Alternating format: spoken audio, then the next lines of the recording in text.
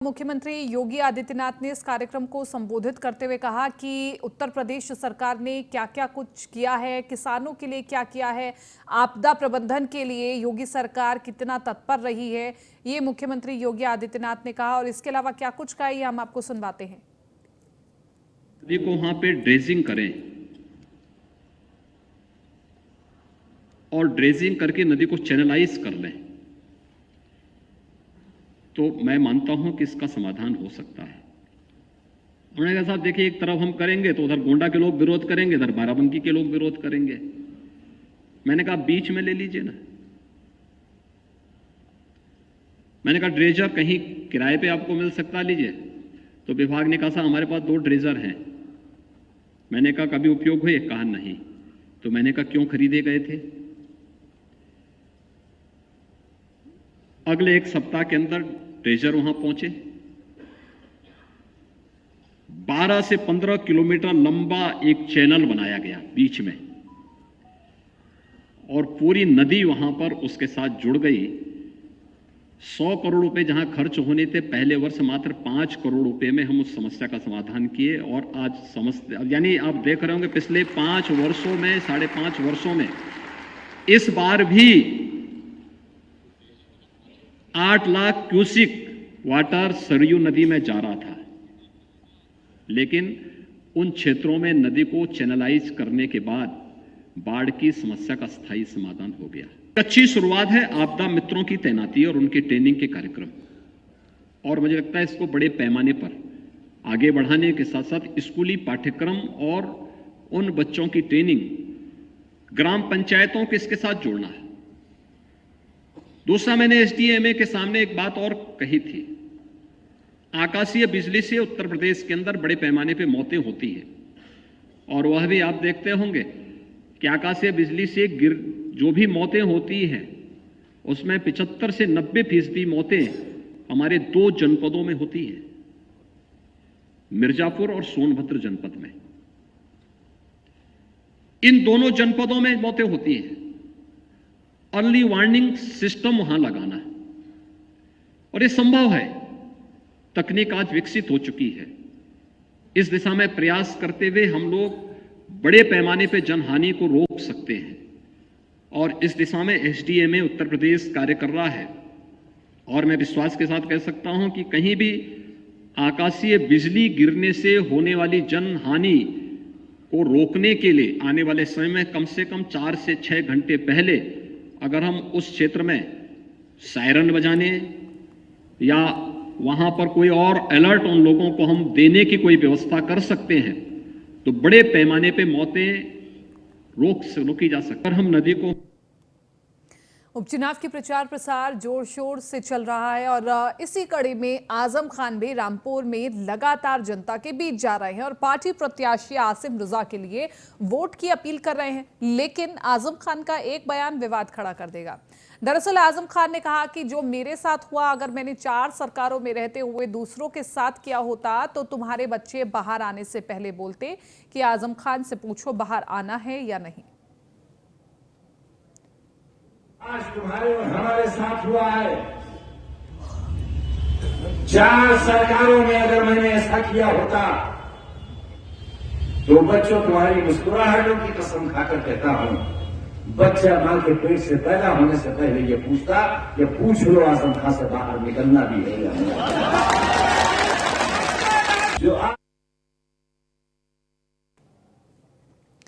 तो हम बता देते हैं आपको, आजम खान ने अपने बयान में क्या कहा। उन्होंने कहा कि जो मेरे साथ हुआ, अगर मैंने 4 सरकारों में रहते दूसरों के साथ किया होता तो तुम्हारे बच्चे बाहर आने से पहले बोलते कि आजम खान से पूछो बाहर आना है या नहीं आना है। ये आजम खान ने कहा। आजम खान के बयान पर बीजेपी और सपा प्रवक्ताओं ने क्या कुछ कहा ये भी आपको सुनवा देते हैं। देखिए, जब पिछला लोकसभा चुनाव था तो भारतीय जनता पार्टी ने समाजवादी पार्टी के जो गढ़ थे उनको ढहा दिया, चाहे वो आजम का गढ़ हो, आजमगढ़ हो, और चाहे आजम का गढ़ रामपुर हो। अब आजम खान परेशान हो रहे हैं क्योंकि विधानसभा चुनाव है। उनकी पूरी हनक जो वो जिस इलाके को अपना गढ़ कहते थे वो उनके हाथ से निकलता दिख रहा है। उनके अपने साथी उनका साथ छोड़ रहे हैं। वहाँ की जो नवाब फैमिली है वो भारतीय जनता पार्टी के साथ खड़ी है। उनका जो करप्शन है, उनका जो भ्रष्टाचार है वो भर के सामने आ गया है। तो कुल मिला के रामपुर की जनता अब आजम खान के साथ नहीं है, इसीलिए वो उलझुल बयान दे रहे हैं। मुझे लगता है कि चुनाव आने दीजिए, एक बार फिर से हम रामपुर में शानदार जीत हासिल करने जा रहे हैं और जो सारी हनक है आजम खान की वो खत्म होने जा रही है। कि माननीय आजम साहब के साथ जिस तरीके से जुल्म और ज़्यादती उत्तर प्रदेश में हुई है वो किसी से छुपी नहीं है। देश की सबसे बड़ी अदालत ने माननीय आजम साहब को जमानत देते हुए भी उत्तर प्रदेश सरकार पे सख्त टिप्पणी की थी। जहाँ तक माननीय आजम साहब के बयान का सवाल है, उनके शब्दों का चयन भले गलत हो सकता है, लेकिन उनकी भावना गलत नहीं थी। वो जो कहना चाहते थे कि उत्तर प्रदेश की सरकार में जुल्म हो रहे हैं, ज़्यादती हो रहे हैं, हम समझते हैं कि शब्दों का जो शब्द हैं वो ज़रूर गलत हो सकते हैं, लेकिन उनकी भावना गलत नहीं थी। देखिए, मुजफ्फरनगर के खतौली में सीएम योगी की जनसभा में पहुंचे बीजेपी विधायक नंदकिशोर गुर्जर ने आरएलडी प्रत्याशी मदन भैया को लेकर बड़ा बयान दिया। उन्होंने कहा कि खतौली उपचुनाव में पैसा बांटने के लिए देर रात दिल्ली से मदन भैया के लोगों ने अपहरण किया। वोट देने से पहले खतौली की जनता एक बार गाजियाबाद के लोनी घूमकर आए और हकीकत जाने। देखिए, नया चिट्ठा नहीं है, चिट्ठा तो पुराना ही है। आपको जानकारी होगी, आज समाचार पर पढ़े होंगे, खतौली चुनाव में कहा कि पैसे बांटने जाकर के क्षेत्र में रात उनके लोगों ने दिल्ली में एक व्यापारी का अपहरण किया है। आपको जानकारी होगी, सभी में छपा है। व्यापारी का अपहरण किया, उन पर मुकदमा दर्ज हुआ है। और इसके अलावा ये इनके देखिए, क्या ऐसे जनप्रतिनिधि चाहेंगे लोग? ये माने मदन भैया जी हैं, विधायक रस्तोगी का अपहरण किया, तरुणपुरी के बच्चे को कत्ल कर दिया गया।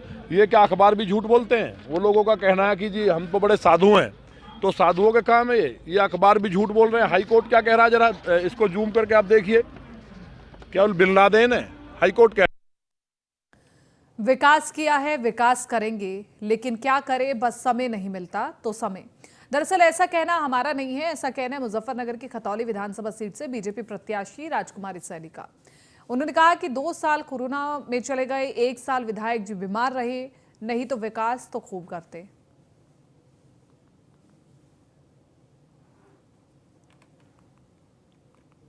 लखनऊ में ऊर्जा एवं नगर विकास मंत्री ए.के. शर्मा ने कहा कि हम यूपी के लिए नई सौर और जैव ऊर्जा नीति लाए हैं। अयोध्या के साथ ही प्रदेश के सभी 17 नगर निगम को हम सोलर सिटी के रूप में विकसित करेंगे।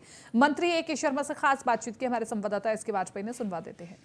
हमारे साथ हैं उत्तर प्रदेश सरकार के ऊर्जा एवं नगर विकास मंत्री ए.के. शर्मा सर। सर, जिस तरीके से उत्तर प्रदेश सरकार नई सौर ऊर्जा नीति साथ ही साथ जैव ऊर्जा लेकर आ रही है, इसमें क्या चीजें महत्वपूर्ण होंगी? क्या उत्तर प्रदेश को जो आवश्यकता है 25,000 से ज्यादा मेगावाट बिजली की, तो माना जाए कि उत्तर प्रदेश में ही बनेगी और उत्तर प्रदेश को मिलेगी? पिछले दिनों माननीय मंत्रिपरिषद ने, माननीय मुख्यमंत्री जी ने हमारे विभाग की, ऊर्जा विभाग की 2 महत्वपूर्ण नीतियां मंजूर किया, जिसमें जैव ऊर्जा नीति है और सौर ऊर्जा नीति है। उन दोनों नीतियों के क्रियान्वयन की दिशा में हम आगे बढ़ रहे हैं। उसी दिशा में हमने ये महत्वपूर्ण दस्तावेज तैयार किए हैं, जिससे जो जन सामान्य हैं और विशेष करके जो उसके स्टेक होल्डर्स हैं, उन सबको इसकी पूरी जानकारी मिले कि इस नीति में क्या लिखा हुआ है, क्या मिलेगा क्या नहीं मिलेगा। ब्लैक एंड वाइट में हम उनको बता रहे हैं। और उनके चलते जो संचारी रोग उपस्थित होने के जो खतरे बने, डेंगू जैसी समस्या हमारे सामने आती दिखी, उसके लिए हमने 1 महीने का जो है एक अभियान चलाया था, 1 नवंबर से 30 नवंबर तक का, जिसे हमने नगर सेवा अभियान का नाम दिया था। जिस तरीके से नगर निगम लगातार अपना काम कर रहे हैं, लेकिन कई ऐसी एजेंसियां हैं जो अपना काम ईमानदारी से नहीं कर रही हैं, उनकी शिकायत भी हो रही है, उनके लिए क्या कर रहे हैं? जहां किसी की काम करने में शिथिलता पाई जाएगी, किसी कोई कमी पाई जाएगी, उनके खिलाफ एक्शन लिया जाएगा। सोलर सिटी के रूप में अयोध्या का विकास आप कर रहे हैं, और भी कुछ शहर हैं जो इस सूची में हैं।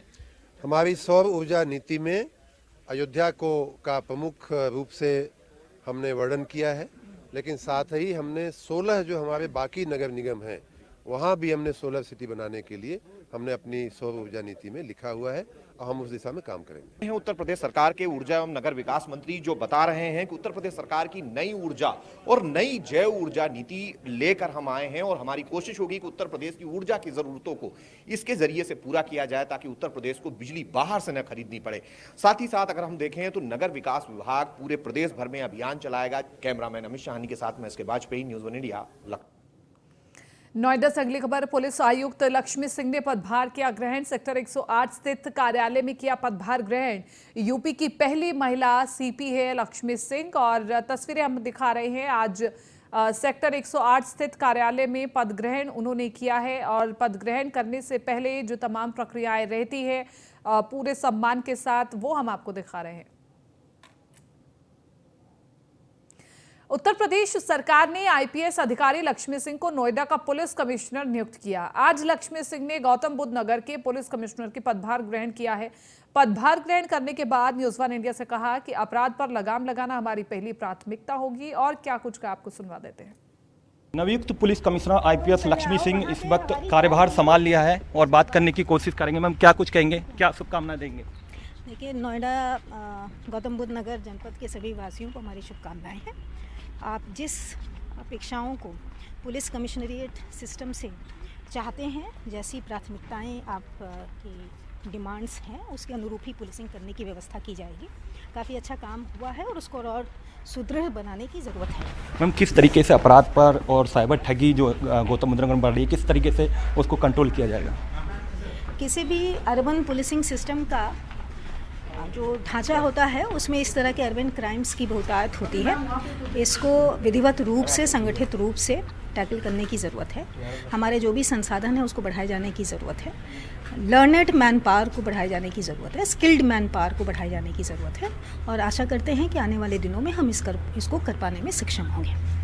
ये थी आईपीएस लक्ष्मी सिंह, जिनका साफ कहना है पुलिस आयुक्त नवयुक्त इनको तैनात किया गया है। बाकायदा इनको कार्यभार इन्होंने संभाल लिया है और कहीं ना कहीं जिस तरीके से बात की जाए शासन की, प्रशासन की और उत्तर प्रदेश के सीएम की, और कहीं ना कहीं अब उनकी जो जिस तरीके से कमिश्नरेट बनाया है उनका उस कमिश्नरेट को किस तरीके से कंट्रोल करती हैं। हालांकि जो पुलिस आयुक्त हैं कहीं ना कहीं प्रदेश के अंदर पहली महिला है, यहाँ पर कार्यभार उनको दिया गया है और कहीं ना कहीं अपराध पर अंकुश लगाने की बात कर रही हैं। कहीं ना कहीं जिस तरीके से कहा गया है कि शासन ने जिस तरह से जीरो टॉलरेंस की बात कही है उसको पूरी तरीके से कंट्रोल किया जाएगा। नरेंद्र के साथ मैं Nishant Sharma, news one India, Noida.